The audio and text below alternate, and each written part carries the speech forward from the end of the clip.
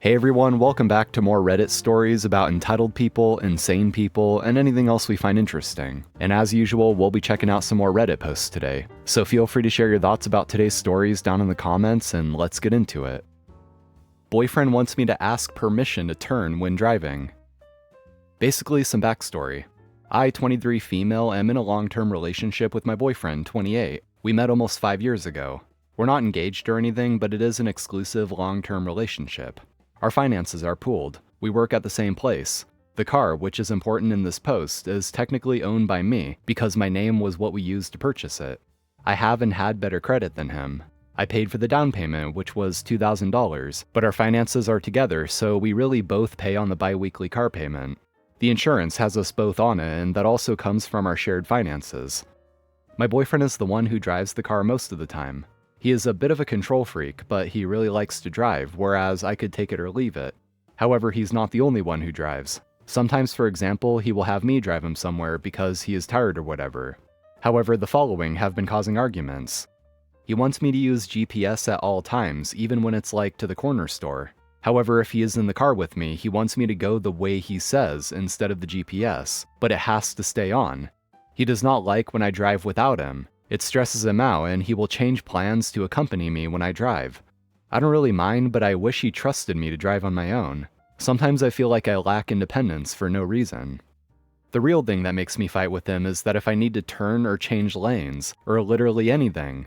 Basically, if I'm about to put on my turning signal, I usually say something like, "Signal to left lane, okay?" And he will say yes or no. If he says no, he tells me what I should do instead. The thing is, like I said, even if I'm going to the corner store, or somewhere we go every day, or literally just somewhere where there's no question that I need to turn right, I have to ask him. Turn right, right? Or something like that is usually what I say.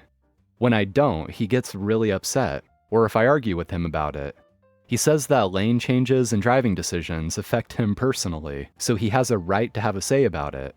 In theory, I understand that because it's true. Whatever I do when driving does impact him.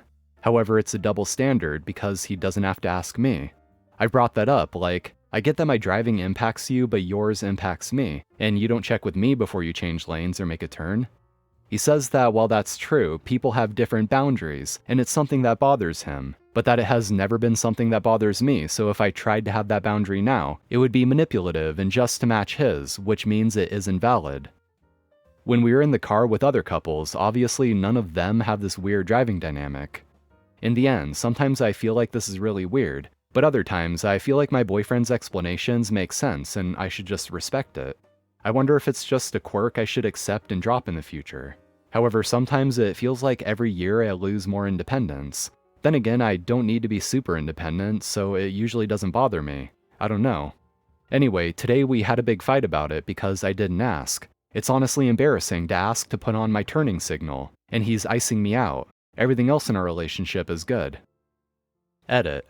I feel panic because I feel like I'm right to question his weird boundaries, and I feel scared that you're all right that it's only going to get worse. But I am even more terrified of leaving him. He is my best friend. I like so many things about him. I would mourn our relationship so deeply, but you're all right, and I don't want to mourn my youth and independence. Either way though, I don't want to make a decision right now because I don't want to be influenced by the response that shocked me so much. I will take the advice of several commenters who said I should talk to my mom and let her know everything. As some of you guessed, my mom isn't a huge fan of him, but she has never said anything horrible. But I have not told her all of this either. I'll talk to my mom and get some advice from her. Maybe I will see if she can drive down to visit me and I can invite my best friend and talk with both of them, cry it out, and try to work out what I need to do. I really thought people would be divided on this situation because of the financial aspect and that it's his boundary. This is really throwing me for a loop. Thank you. Oh, and one more thing. If I do leave him, I will lose my job. They love him. He is the only male vet tech and they love his work. And OP did point out in the comments that she works as a veterinary secretary at the same place. And moving on to the update posted 5 days later.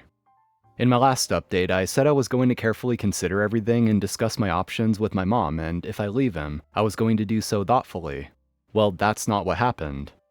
After work, he wanted me to drive us home because he had a rough shift. When we were leaving out of work, I started asking him if he had any trauma surrounding car accidents or anything, because a lot of the comments said this behavior might stem from either a traumatic incident or some sort of OCD. My question just pissed him off. He was like, "Is that what it takes for you to listen to me? You need to validate my fucking boundaries with some bad experience? Would it make you fucking feel better if I got into a car crash? Is that what you fucking want?" I started tripping over myself to tell him, no, I don't want you to get in a car crash. I told him he's just really weird about my driving, so I thought maybe something caused it. We sat in the car arguing for almost an hour. I ended up really pissed off as well, and he said something about his boundary, and so I ended up saying, well, my boundary is not being an abuse victim, which was a mistake. He started screaming about who I was talking to, who told me that, which made me say, do you think I don't have any of my own thoughts? He got out of the car and slammed the door, saying I don't love him and want to ruin his reputation, that I don't care about anything but myself.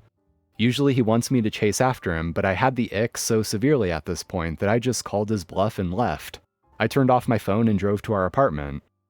Part of me was intending to just get as much of my stuff and my cat and run off right then and there, but I only had like 10 minutes before he came through the door, with our effing boss, one of the veterinarians that owns the clinic.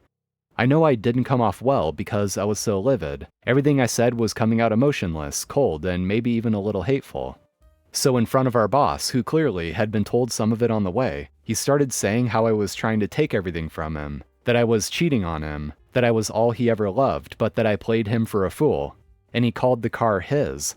He was venting, screaming at me partially, but really relaying all this bullcrap to our boss, and he said I should be grateful that he lets me drive his car. I lost it. I started going through our bank account and doing the math, even though they were both trying to drown me out at this point. And his entire paycheck goes to his bullcrap, his games, his parents allegedly. If he puts $300 a month towards our shared bills, I am lucky. And for a bit more context on that, for it to make more sense, OP pointed out in a comment that he's in bankruptcy and has to make a lot of payments towards that. But he also gives some money to his parents and also spends money on microtransactions and mobile games. Moving on. I cash apped most of what I had left from my paycheck to my best friend, and requested a hardship withdrawal of a considerable amount from my retirement account, which will be sent via check to my mom's house. While this insanity was happening at my apartment, I texted my friend to please come over immediately and that I was leaving my boyfriend and scared. At this point, my boss was telling me to cool off and go crash somewhere, that my boyfriend could drive me to a hotel or something and pick me up in the morning. I was unwilling to leave the car or my cat and waited for my friend to show up. Of course, my boyfriend was pissed when she showed up, and my boss said I was being unfair involving other people. Bro is actually other people himself. My boyfriend threatened to call the cops, and I said, go ahead, the car is in my name, and I would love for the Reddit sleuths to match the police report to my post. That really spooked him, and he started crying about how I was ruining his reputation, and he was harassing me about, what did you say in the Reddit post? What lies are you circulating? But I was able to leave with my friend, cat, and car. I have not been back to work. I will not be. My boyfriend has showed up at her apartment twice so far. I don't want to put her in danger, so I'm going to move in with my mom, who lives a few hours away. I do not feel empowered. I do not feel like a weight was lifted. I feel embarrassed by how messy it was. I feel guilty for some reason, and mostly I just want to sleep for a year. Edit, because I'm choosing violence, and he will definitely know this post is about him if he sees this. The game he spends an ungodly amount of money on is this Rust rip-off mobile game called Last Island of Survival. He owns a server so that he can give himself admin privileges, like a special admin gun and stuff like that. But when his server is too dead, which is like always, he goes onto a different server and he's a sucker for pay to win, so he ends up spending real money on these skins, guns, tickets, and gambling for the microtransactions, wingsuits and stuff. And there are months where he spends like $400. It's not even a good game. Edit again. My ex is now sending fake nudes to people, including my mom and at least one former coworker. I suspect this is because I blocked him on everything and got a new phone, so he no longer knows my phone number. Upon this whole situation, I started looking through our shared account and realized that he does not meaningfully contribute to any bills or anything. He basically used the vast majority of his paychecks as fun money. We had no savings. He was always buying new things, from clothes to tech to figurines to video games. I never bought new things. If you divide out the things he buys for himself, he doesn't even have money left over to pay our bills. It turns out I have been paying the bills myself. I am being generous if I say his contributions over the last year even total to $800, and that includes rent, the car, insurance, utilities. I am an idiot. And following that crazy stuff, OP then posted in the legal advice subreddit asking this: ex-boyfriend sending AI-generated nudes to my mom. Location, Ohio, USA. I just broke up with my boyfriend a few days ago. I've blocked him and obtained a new phone in order to avoid contact with him. Today he sent fake nudes of mine to my mother via Facebook Messenger. These are not my nudes, and I believe they may have been created by Grok or something. Is this a civil or criminal matter? Is this something I can do something about? I am worried about continued harassment. Thanks. OP even says in a comment, one of my former coworkers reached out on Instagram and said that she has received it as well, but from a text message pretending to be me. Yeah, damn dude. I will say that it's good that OP got out of there. It really goes to show how it doesn't take much prodding at all to get someone like this to show their true colors. OP at first was very adamant that their relationship was great despite those few things, but then it really didn't take much at all for things to just completely explode. That guy was definitely a ticking time bomb. Glad to hear that OP got out of there, but it sounds like she's not quite in the clear yet. Anyway guys, that's going to be it for today. Hope you enjoyed. If you did, be sure to hit that like button and subscribe if you haven't already for more Reddit content like this. Anyway, thanks for watching and I'll see you next time.